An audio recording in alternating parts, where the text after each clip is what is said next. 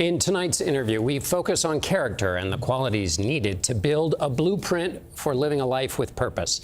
That is the topic of retired General Stanley McChrystal's new book titled On Character, and he joins me now.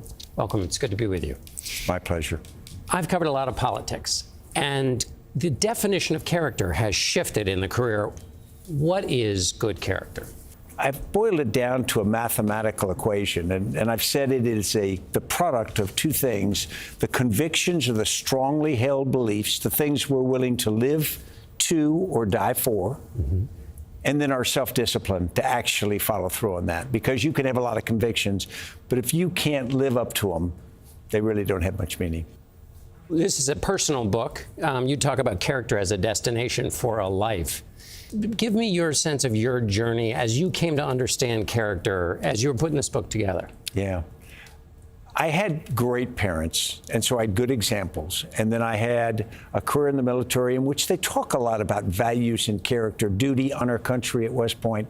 And then you, of course, focus on your career, and character is in the background, and I think it's shaped positively. But only after retirement, then I started to think, well, who am I and who do I want to be? Who can I be? And just thinking about, what do I want my place in the world to be? How do I want to impact other people? You faced an experience 15 years ago when you resigned. Your life and its trajectory took a sharp drop. One of the tests of character is being able to come back from or carry on from a moment like that. Can you talk about that moment as a turning point with respect to character and what you learned about it? Yeah, I think we need to be open with people. You were the first journalist who reached out to me afterward and came completely off the record, not anything to do with reporting. And we sat down in those really first days after my resignation had been accepted by the president. And to give people a context, I'd been in the Army for 34 years as an officer, 4 years before that at West Point, and before that, I'd been an Army child. I'd been born in an Army hospital. So everything about my 55 years of life had been wrapped up around the Army. If you'd asked me to define myself, I'd have said soldier. And then suddenly, the moment my resignation was accepted, I didn't think that that was valid anymore. There were months, if not years, when I would feel, every time I went in a room and dealt with somebody, I thought that they were thinking Rolling Stone magazine, or disgraced general, or whatever version in my darkest moments they would do. But pretty soon I realized a couple of things. First is most people weren't thinking that. And second, most people weren't thinking about my problem anyway. After about 48 hours, you realize that they've moved on. Yeah. And I would worry about what people thought, and then pretty soon they'd go, well, you were in the...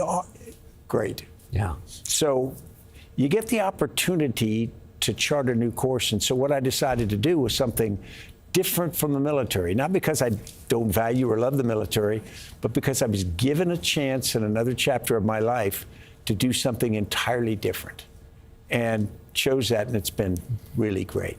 If you could send a text from the future to yourself after you come back from the White House on that day, what would you say in it? Well, that's a great thing. Probably this too shall pass, because in the moment, I didn't know that. I'm not sure that I felt that, and I related to you personally. I had some pretty dark thoughts, because I just didn't think there was a future. I think the key thing is to look forward. Don't try to relitigate the past. One, people don't care, and it leaves you unable to move forward. And so I think the most important thing for me, and of course aided by Annie because she's so much that way, is just figure out what you want to do next and try those things. General Stanley McChrystal, the book is On Character, Choices That Define a Life. Thank you. Thank you so much, John. I appreciate it.